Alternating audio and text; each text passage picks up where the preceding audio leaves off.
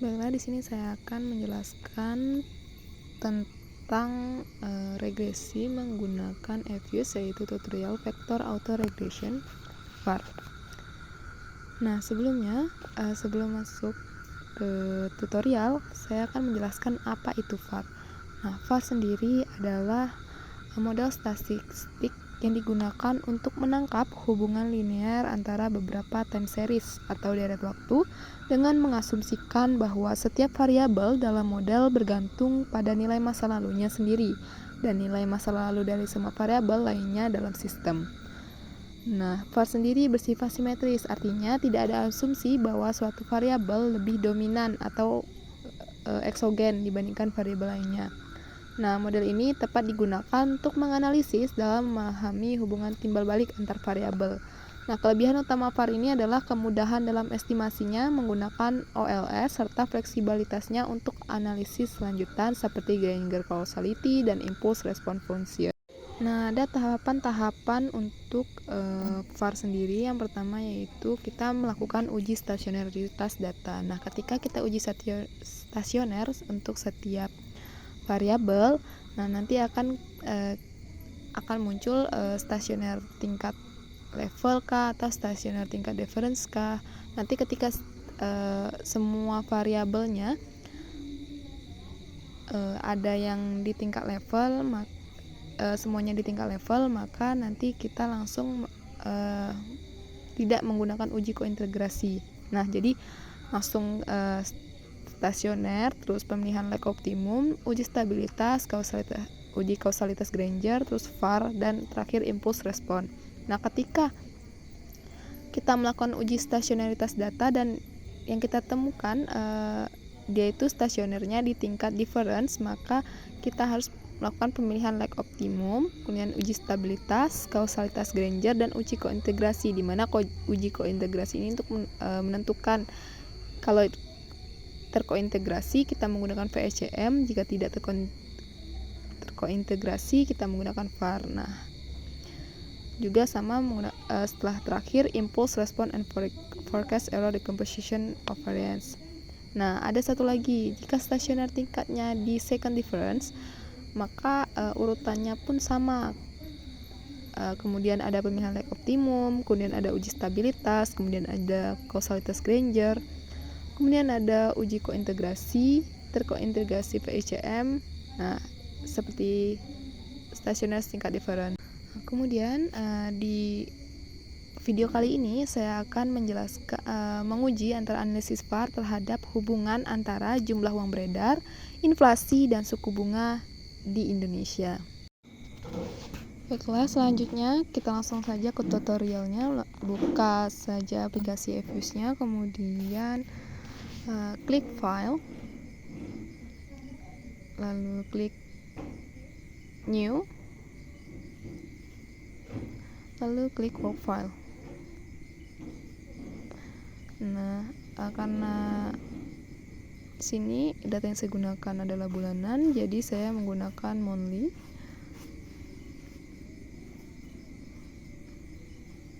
Kita lihat dulu datanya.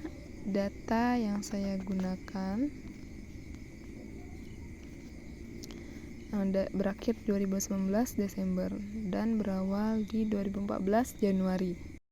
Lalu kita kembali ke aplikasi EViews-nya. Nah, lalu kita ketikkan di start date itu bermula dari 2014, kemudian N-nya di 2019 bulan 12. Nah, klik OK. Lalu kita klik quick entity group seri edit series. Nah, kita akan memasukkan data di Excel dan dipindahkan ke dalam work file ini di EViews. Nah, kita copy aja datanya sampai bawah, kemudian kita copy lalu kita pindahkan ke EViews.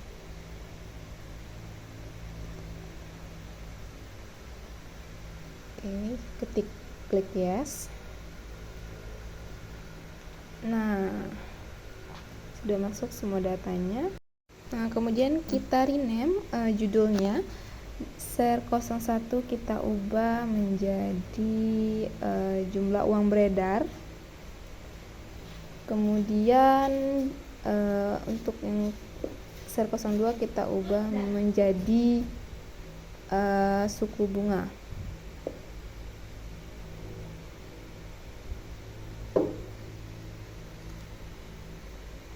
Nah, oke.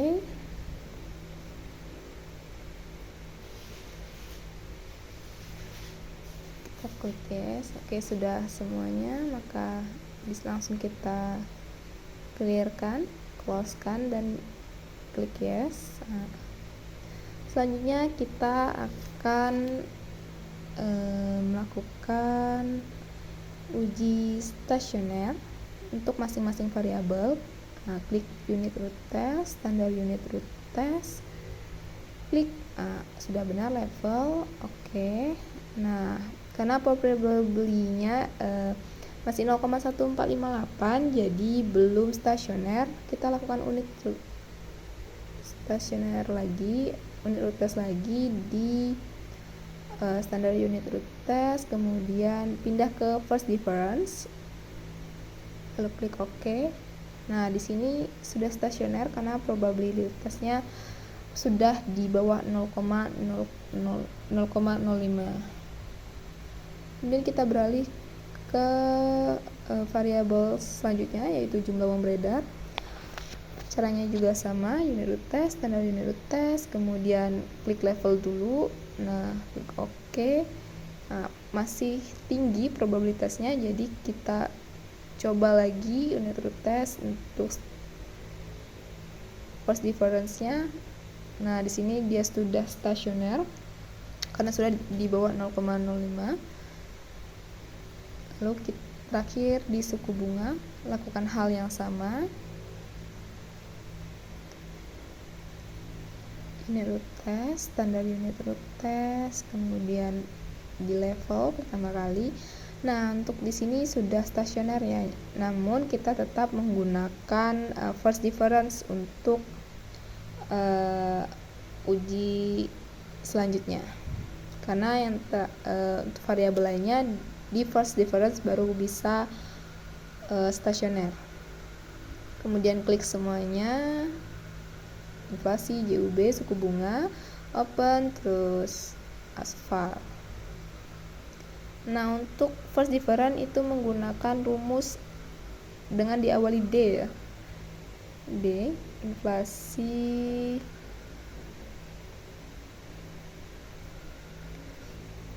di setiap depan variabelnya itu diubah ada D-nya, jadi D dalam kurung inflasi, D dalam kurung JUB M2, dan D dalam kurung suku bunga.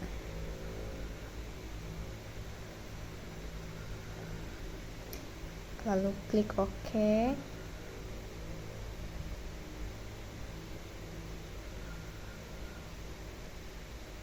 Oke, sudah keluar. Kemudian kita view-kan, kita melakukan lag optimum ini ya, cari lag optimumnya. Jadi di lag kriteria, terus kita klik lag paling tinggi, Nah, untuk lag optimum itu dilihat dari AIC-nya yang paling kecil. AIC, Key Information Criterion. Jadi di situ paling kecil itu di lag 15. Jadi kita menggunakan 15 sebagai lag optimumnya. Baiklah, selanjutnya kita akan melakukan uji stabilitas. Nah, dari sini kita langsung klik view. Kita klik view, lalu kita capture, lalu kita klik alert stable.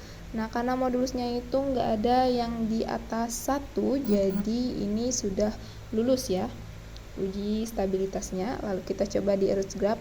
Nah, dan titik-titiknya berada di dalam lingkaran, jadi sudah dipastikan data itu sudah stabil. Uji stabilitasnya lulus. Kemudian kita akan melakukan uji kausalitas Granger.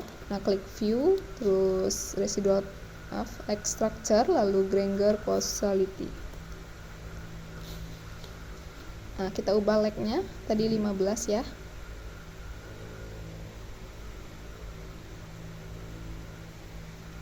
Klik OK.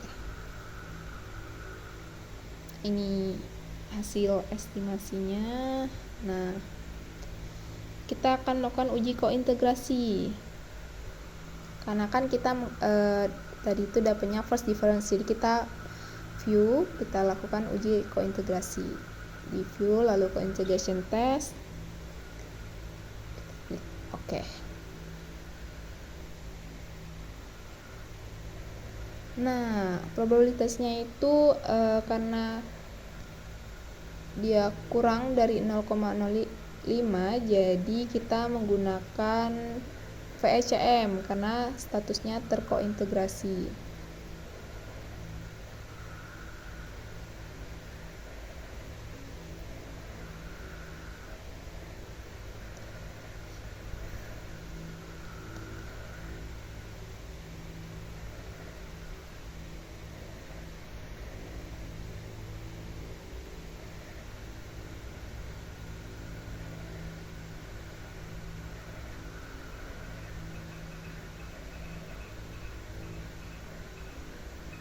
Oke, lalu kita